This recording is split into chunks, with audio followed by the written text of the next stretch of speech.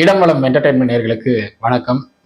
இந்த முறை தனியாக ஒரு படத்தினுடைய ரிவ்யூ பார்க்க போகிறோம். இதுக்கு முன்னாடி நம்ம வந்து வருண் அவர்களோடையும் சரி, பிரியா குருணன் அவர்களோடையும் சரி, நம்ம வந்து ஒரு கம்பைனாக ஒரு ரிவ்யூ பார்த்துட்டு இருக்கோம். பட் இந்த முறை ஒரு தனி ரிவ்யூ பண்ணலாம் அப்படின்னு சொல்லி ஒரு ஐடியா.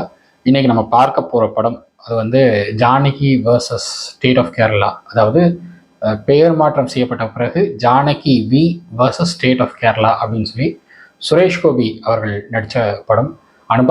அனுபமா பரமேஸ்வரன் அவங்க நடிச்சிருக்காங்க இந்த படத்தில். ஸோ நிறைய பிரபலங்கள் நடிச்சிருக்கிற படம் இந்த படம். தமிழ்லேயும் ரிலீஸ் ஆகிருக்கு, மலையாளத்துலேயும் ரிலீஸ் ஆகிருக்கு இந்த படம். மலையாளமில் ரொம்ப வரவேற்பை பெற்றுட்டு இருக்கிற ஒரு படம் அப்படின்னு சொல்லலாம். ஏன்னா உங்களுக்கு வந்து நீங்கள் இப்போ வந்து சிந்தாமணி கொலைகேஸ் அப்படின்னு சொல்லி ஒரு படம் ஓடிட்டு இருந்தது. அதை இங்கே தமிழில் ரீமேக் பண்ணாங்க. ஆர்கே அவர்கள் வந்து அந்த படத்தை வந்து நடிச்சிருந்தார். அந்த படத்தினுடைய பேர் எனக்கு சரி ஞாபகம் இல்லை. பட் வந்து கிட்டத்தட்ட மிர்ச்சி கேர்ள்ஸ் அப்படின்னு சொல்லி அந்த படத்தில் வந்து ஒரு 9 கேரக்டர்ஸ் காட்டுவாங்க. ஒரு ஒரு பெண்ணை வந்து ஹாரஸ் பண்ணி கொலை பண்ணிவிடுவாங்க. மணிவண்ணன் வந்து அவருடைய அப்பாவை, அந்த பொண்ணுடைய அப்பாவை தமிழில் வருவார். இங்கே வந்து ஆர்கே வழக்கறிஞராக வருவார். மலையாளமில் வந்து சுரேஷ் கோபி அவர்கள் வழக்கறிஞர் வருவார். ஸோ அதை மாதிரியே வந்து இந்த படமும் இருக்குது அப்படின்னு சொல்லலாம். இதில் என்ன பிரச்சனை அப்படின்னா, இங்கே வந்து நம்ம அனுபமா பரமேஸ்வரன் அவர்கள் பெங்களூரில் ஒரு ஐடி ஆஃபீஸில் ஒர்க் பண்ணிகிட்டு இருக்காங்க. அந்த ஐடி ஆஃபீஸில் வந்து டீம் லீடராக ஒருத்தர் இருக்கார். ஸோ இவங்க வந்து கேரளாவை சேர்ந்தவங்க, பெங்களூரில் ஒர்க் பண்ணிட்டு இருக்காங்க. பெங்களூர்லேருந்து கேரளாவுக்கு வந்து விடுமுறை வாங்கிட்டு வராங்க. ட்ரைனிங் பீரியடில் இருந்தாங்க. ட்ரைனிங் பீரியடில் இருந்தப்போ விடுமுறை வாங்கிட்டு வராங்க. இங்கே திருஷூரில் வந்து பூரம் நிகழ்வு நடக்குது அவங்க ஊரில். ஸோ அந்த பூரம் நிகழ்வில் கலந்துக்கிறதுக்காக அவங்க வராங்க. ஸோ அப்படி வரப்போ இங்கே நடக்கிற சில சம்பவங்களால் அவங்க வந்து ரேப் பண்ணப்பட்டு பல்வேறு இன்னல்களுக்கு ஆளாக்கப்படுறாங்க. இதை வந்து நீதிமன்றத்தில் எப்படி வந்து நிரூபிக்கிறாங்க அப்படிங்கிறது தான் இந்த படத்தினுடைய கதை. இதில் வந்து நிறைய ட்விஸ்ட் அண்ட் டர்ன்ஸ் இருக்குது. ரெண்டாவது சுரேஷ் கோபி அவர்களுக்காகவே வந்து பிரத்யேகமான பல காட்சிகள்லாம் இருக்குங்கிறத பார்க்க முடியுது. ஒரு வழக்கறிஞராக சுரேஷ் கோபி அவர்கள் ரொம்ப அழகாக அந்த படத்தை வந்து எடுத்து கொண்டு போயிருக்கான்னு சொல்லலாம். ஜிப்ரான் அவர்களுடைய இசையும் வந்து படத்துக்கு பெரிய அளவில் வந்து ப்ளஸ் கொடுத்துருக்கு அப்படின்னு சொல்லலாம். ஏன்னா உங்களுக்கு வந்து குற்றவாளி யார் அப்படின்னு வந்து தேடி கண்டுபிடிக்கிறதுக்குள்ள அது வந்து ஒரு ஃபர்ஸ்ட் ஹாஃப் நீங்கள் பார்த்தீங்கன்னா, ஃபர்ஸ்ட் ஹாஃபே வந்து உங்களுக்கு வந்து குற்றவாளியை தேடி கண்டுபிடிக்க முடியல அவங்க அரசு தரப்பால் அப்படின்னு சொல்லி அனுபமா பரமேஸ்வரன் தொடர்ந்த வழக்கை வந்து நீதிமன்றம் தள்ளுபடி பண்ணிடுறாங்க. அதுக்கப்புறம் ஒரு அப்பீல் போகிறாங்க. அந்த அப்பீலில் குற்றவாளிகள் கண்டுபிடிக்கப்படுறாரா, எப்படி கண்டுபிடிக்கிறாங்க அப்படிங்கிறத வந்து ரொம்ப அழகாக கொடுத்துருக்காங்க. தாராளமாக படத்தை தியேட்டரில் போய் பார்க்கலாம். ரொம்ப அழகாக இருக்குது படம். CC number 233/23. Yes, it's really shocking that advocate David Abel Donovan is the lawyer for the defense. ஏன்னா இப்படியான ஒரு கோர்ட் ரூம் ட்ராமா படங்கள் வந்து ரொம்பவே குறைவுன்னு நான் சொல்லுவேன். ஏன்னா மலையாளத்தில் வந்து உங்களுக்கு நிறைய படங்கள் இது மாதிரி வந்துட்டு இருக்கு. பட் தமிழில் வந்து இது மாதிரியான படங்கள் குறைவு. இதை வந்து நீங்கள் எப்படி சிந்தாமணி கொலைகேஸை தமிழில் ரீமேக் பண்ணாங்களோ இதையும் தமிழில் ரீமேக் பண்ணுறதுக்கான வாய்ப்புகளும் இருக்குது அப்படின்னு தான் நான் பார்க்குறேன். ஏன்னா அவ்வளோ அழகான கதைக்களம் கொண்ட படம். சுரேஷ் கோபி அவர்களுக்கு வந்து ஒரு கம்பேக் கொடுக்கக்கூடிய ஒரு படமாக இந்த படம் இருக்குன்னு பார்க்குறேன். அனுபமா பரமேஸ்வரன் அவர்கள் அந்த விக்டிமாக அவ்வளோ அழகாக நடிச்சிருக்காங்க. ஜானகி அப்படின்னு சொல்லி அந்த ரோல் நடிச்சிருக்காங்க. அதுதான் அந்த பேர் தான் வந்து சென்சார் போர்டால் பல்வேறு சர்ச்சைகளுக்கு உள்ளாக்கப்பட்ட பேர் அப்படின்னு சொல்லலாம்.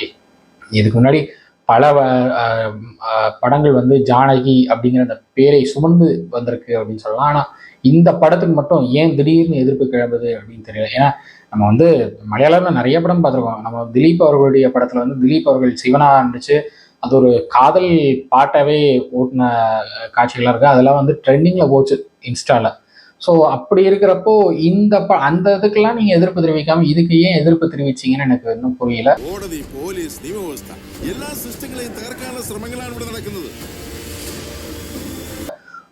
ரொம்பவே மெசேஜ்ஃபுல்லாக இருக்கக்கூடிய ஒரு படமாக இருக்குது. ஆர்டிகல் 21 வந்து ரொம்ப அழகாக மைன்யூட்டாக அந்த ஆர்டிகல் 21ல் நம்மளால் என்ன விதமான நீதிமன்றத்தின் மூலமாக என்ன விதமான தீர்ப்பை வந்து வாங்க முடியும், என்ன நிவாரணத்தை நம்ம வந்து நீதிமன்றத்தால் வாங்க முடியும் அப்படிங்கிறத ரொம்ப அழகாக காட்டியிருக்காங்கன்னு சொல்லலாம். அண்ட் இதில் வந்து குற்றவாளியை கண்டுபிடிக்கிறதுக்காக சுரேஷ் கோபி அவர்கள் எடுக்கிற அந்த முயற்சிகள். ஸ்ருதி அவங்க வந்து நடிச்சிருக்காங்க இந்த படத்தில். ஸ்ருதி அவங்க வந்து சுரேஷ் கோபி அவருடைய சகோதரியாக நடிச்சிருக்காங்க. அவங்க சுப்ரீம் கோர்ட் லாயராக இருக்காங்க. அவங்க தான் வந்து செகண்ட் ஹாஃபில் இந்த படத்தை நகர்த்தி கொண்டு போகிறாங்க அனுபமாக்காக. ஸோ அந்த வழக்கை வந்து நீதிமன்றத்தில் அப்பியர் ஆகி, கேரளா ஹைகோர்ட்டில் அப்பியர் ஆகி அந்த வழக்கை அப்படியே நகர்த்தி கொண்டு போகிறாங்க. ஸோ சுரேஷ் கோபி வந்து பேக் மைண்டடாக பின்னாடி இருந்து இந்த குற்றவாளியை கண்டுபிடிக்கிறதுக்கு உதவுறாரு அப்படின்னா, நீதிமன்றத்தில் ஸ்ருதி அவர்கள் வந்து இந்த வழக்கை ரொம்ப அழகாக வாதாடி, அவங்களும் ஒரு ப்ரெக்னென்ட் லேடியாக வராங்க. ரொம்ப அழகாக வாதாடி ஒரு ஒரு தாய்க்கு தான் வந்து தன்னுடைய குழந்தைய வச்சுக்கணும் இல்லை வேணாமா அப்படிங்கிற முடிவெடுக்கக்கூடிய உரிமை இருக்குது. குழந்தைகளுடைய, அதாவது அபார்ஷன் அப்படிங்கிறது சட்டவிரோதம் அப்படின்னு நீங்கள் சொன்னாலும், தாய்க்கு தான் அந்த குழந்தைய வச்சுக்கணுமா வேணாமாங்கிற அந்த உரிமை இருக்குது. அப்போது 7 மாத கர்ப்பிணியாக இருக்கிற அனுபமா பரமேஸ்வரன் அவர்களுக்கு அந்த குழந்தைய வந்து தன்னுடைய வயிற்றுல சுமக்கிறதுக்கு எல்லா விதமான உரிமையும் இருக்கா இல்லையாங்கிறத அவங்களே முடிவெடுக்கக்கூடிய இடத்துல தான் அவங்க இருக்காங்க. சட்டம் அதுக்கு வந்து அனுமதி அளிக்குது அப்படின்னு சொல்லி ரொம்ப அழகாக அந்த கதையை வந்து கொடுத்துருக்காங்கன்னு சொல்லலாம். அந்த கல்பிரிட்டை வந்து அரெஸ்ட் பண்ண போகிற டைமில் சுரேஷ் கோபி அவர்களுக்கு வந்து ஒரு அழகான ஸ்டன் சீன்ஸ், ஃபைட் சீன்ஸ் பிரமாதமாக இருக்குது. பேக்ரவுண்ட் ஸ்கோரிங் அவ்வளோ அழகாக இருக்குது. ஜிப்ரான் அவர்கள்ட்ட இருந்து நான் இப்படி ஒரு பேக்ரவுண்ட் ஸ்கோரிங் எதிர்பார்க்கவே இல்லை. அவ்வளோ அழகாக இருக்குது படம்.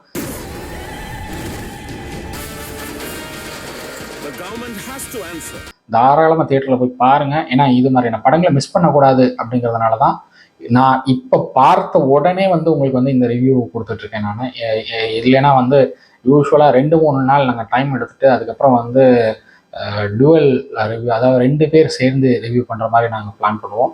பட் இந்த முறை இது வந்து பார்க்கணும், எல்லோரும் பார்க்கணும் இந்த மாதிரியான படங்களை அப்படின்னு. ஏன்னா இது ஒரு விழிப்புணர்வு ஏற்படுத்தக்கூடிய படம், ஒரு நல்ல மெசேஜ் இருக்கக்கூடிய ஒரு படமாக இருக்குது அப்படிங்கிறதுனால எல்லாரும் பார்க்கணும் அப்படிங்கிறதுனால இந்த படத்துக்கு உடனடியாக ரிவ்யூ கொடுக்கணும் அப்படிங்கிற ஒரு முடிவில் தான் நான் இதை பேசிகிட்டு இருக்கேன். ஸோ எல்லோரும் தியேட்டரில் போய் பாருங்கள். குறிப்பாக வந்து நான் இதில் வலியுறுத்தக்கூடிய விஷயம் ஒன்று இருக்குது. என்னென்னா பைரசி இஷ்யூஸ். இந்த பைரசி இஷ்யூஸ் வந்து நிறைய இடங்களில் பார்க்க முடியுது. இன்னைக்கு கூட தியேட்டரில் ஒருத்தரை அரெஸ்ட் பண்ணக்கூடிய காட்சியெல்லாம் நான் பார்த்தேன். ஏன்னா அவர் வந்து தன்னுடைய மொபைலில் முழு ஃபில்மையும் வந்து ஷூட் பண்ணிகிட்டு இருந்தது அப்படின்னு சொல்லி சொன்னாங்க. ஸோ அவரை வந்து அங்கே போலீஸ் ஆஃபீஸர்ஸ் ரெண்டு கான்ஸ்டபிள்ஸ் வந்து அவரை அரெஸ்ட் பண்ணிட்டு போகிற காட்சிகள்லாம் பார்த்தேன். ஸோ நீங்கள் வந்து இது போன்ற படங்களை வந்து நீங்கள் வந்து தியேட்டரில் போய் பார்க்கணும். நேரில் போய் பார்த்தா தான் அதுக்கான ஃபீல் என்னங்கிறது உங்களுக்கு தெரியும். நீங்கள் வந்து ஓடிடிக்கு வரும்போது நீங்கள் பார்க்குறதே வேறு. நீங்கள் அது ஓடிடி வரணும்னா 48 days 44 days என்னமோ டைம் எடுத்துக்கிறாங்க. அது இன்னைக்கு தியேட்டரில் வந்து ஓடாத படங்கள் வந்து உடனடியாக ஓடிடிக்கு வந்துடுது. எப்படி வருதுங்கிறது தெரியல. ஆனால் உங்களுக்கு வந்து 21 days to 48 days வந்து அந்த பீரியட் ஆஃப் டைமிங்கில் வந்து நீங்கள் ஓடிடி கொடுத்துக்கணும் அப்படின்னு சொல்கிறாங்க. பட் இன்னைக்கு வந்து தியேட்டரில் 14 நாள் ஆன படம் வந்து ஓடிடிக்கு வருது இப்போ 2-3 நாளாக. ஸோ அப்படியான ஒரு சுச்சுவேஷன் வருது. ப்ரொடியூசர் கவுன்சில்லாம் என்ன பண்ணிட்டு இருக்காங்கன்னு எனக்கு புரியல. இது ரொம்ப அழகான படம். இந்த மாதிரியான படங்களை தியேட்டரில் தான் பார்க்கணும். தயவு செஞ்சு பைரசி அவாய்ட் பண்ணுங்கள். நீங்கள் வந்து நிறைய பைரசி வெப்சைட்ஸ் இருக்குது. இன்றைக்கி வந்து டெலிகிராமே வந்து பைரசி வெப்சைட்டாக இன்றைக்கி வந்து நிறைய இஷ்யூஸ் கொடுத்துட்ருக்கு. ஸோ அதனால் வந்து இந்த பைரசி அவாய்ட் பண்ணிவிட்டு தயவு செஞ்சு தியேட்டரை போய் பாருங்கள்.